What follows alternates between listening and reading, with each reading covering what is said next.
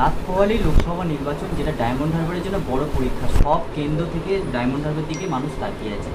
কালকে নির্বাচনটা বজবজ পৌরবাসীর ওপর কতটা ভরসা রাখছে তৃণমূল কংগ্রেস? প্রথমত এটা কোনো পরীক্ষাই না, কেননা প্রতিদ্বন্দ্বী কেউ নেই।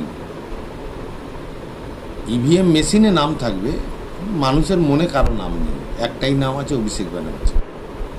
এর পরীক্ষাটা এখানে কোনো প্রতিদ্বন্দ্বিতাও হবে না, মানুষের রায়ে এক পেশেই হবে। কাল ডায়মন্ড হারবার থেকে বিরোধী দলের প্রার্থী অভিজিৎ দাস তিনি বলছেন যে কয়েকদিনের মধ্যে অভিষেক বন্দ্যোপাধ্যায়ের ডান হাত এবং 3 মাসের মধ্যে অভিষেক বন্দ্যোপাধ্যায় গ্রেপ্তার হবে। সে তো আমরা 3 বছর ধরে শুনছি, 3 বছর ধরে শুনছি। আর অভিষেক ব্যানার্জি তো নিজে প্রকাশ্যে একাধিকবার চ্যালেঞ্জ করেছে যে প্রমাণ করুন, প্রমাণ হলে আমি নিজে প্রকাশ্য ময়দানে ফাঁসির দড়ি নিয়ে চলে যাব। ওসব অভিযোগের কোনো মূল্য নেই। কাল অভিজিৎ দাস সেটাও বলেছেন যে অভিষেক বন্দ্যোপাধ্যায় আপনাদের ঘরে ছিল না, আমি আপনাদের ঘরে ছিলাম। অভিষেক বন্দ্যোপাধ্যায় কোনোদিন কোনো বুথে বসে বুথ পরিচালনা করেনি। অভিষেক বন্দ্যোপাধ্যায় বহিরাগত, আমি আপনাদের ঘরে ছিলেন। অভিষেক বন্দ্যোপাধ্যায়ের লেভেল আর অভিজিৎ দাসের লেভেল কি এক হলো? অভিজিৎ দাস পাড়ার নেতা, 2009 জামানত বাজেয়াপ্ত হয়েছে, 2014 বিপুল ভোটে হেরেছে, আবার হারের হ্যাট্রিক করার জন্য দাঁড়িয়েছে।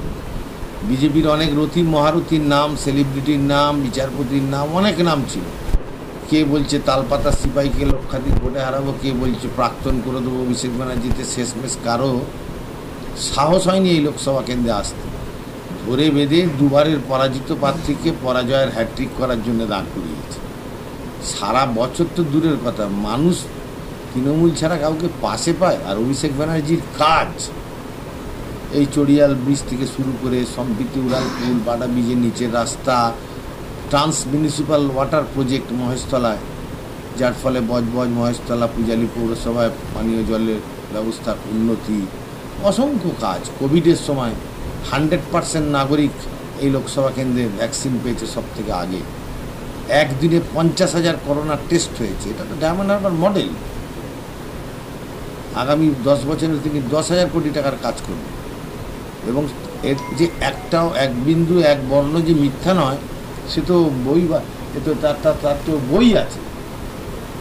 প্রত্যেক বছর তিনি এই নিঃশব্দ বিপ্লব নামে, দেখুন কত মোটা বই, নিঃশব্দ বিপ্লব নামে এই বইটা বার করেন। বার করে মানুষের সামনে আমাদের মাধ্যমে মানুষের কাছে পৌঁছে যায় যে কত টাকার কাজ তিনি করেছেন, সেই টাকা কোন জায়গা থেকে পেয়েছেন, কোন এলাকার কাজ করা হলো, কি কাজ করা হলো, কত মানুষ এতে উপকৃত হবেন, বিস্তারিত বিবরণ ছাপার অক্ষরে।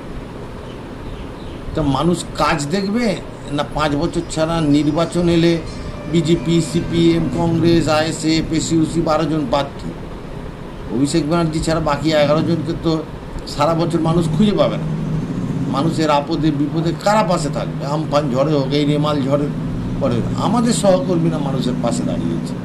করোনা মহামারীর সময় 14 লক্ষ মানুষকে কল্পতরুর মাধ্যমে তিনি 14 লক্ষ মানুষকে এই লোকসভা কেন্দ্রে করোনার সময় বৃদ্ধ, বৃদ্ধা, অসুস্থ, অসহায় মানুষ যারা লকডাউন, বাজারহাট করতে পারবে না, না খেয়ে মরবে, তাদের খাইয়েছেন। বাড়ি বাড়ি সহকর্মীরা রান্না করা খাবার পৌঁছে দিয়েছেন। আমাদের বজবজ পিকে হাই স্কুলের মাঠে হয়েছে 21টা কমিউনিটি কিচেন করে এই লোকসভা কেন্দ্রে 14 লক্ষ মানুষকে, সরকারি খরচও না, অভিষেক ব্যানার্জি নিজের খরচে খাইয়েছে।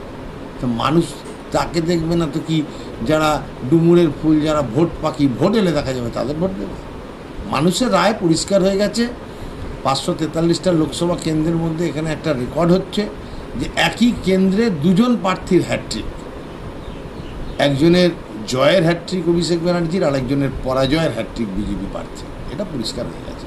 4 তারিখ গণনার অপেক্ষা যে 4 লাখ না 5 লাখ না কত ভোটে জিতবে। এই বিরোধীদের বক্তব্য, অভিষেক বন্দ্যোপাধ্যায় যেভাবে মানুষের কাছে এসে বলেছে যে আমরা আপনাদের কাছে ভোট চাইতে আসিনি, আশীর্বাদ চাইতে এসেছি, সেখান থেকে তৃণমূল কংগ্রেস নানা তারকাদের দিয়ে প্রচার করাচ্ছে। সেখানে বিরোধীরা বলছে দাদা হাজা চুলকানির মতো পোস্টার লাগিয়ে তৃণমূল কংগ্রেস কাজ দেখাতে চাইছে, কিন্তু কাজের কাজ কিছু করে। এটা তো অক্ষমতার আস্ফালন। বিজেপির পোস্টার লাগাবার লোক কোথায়?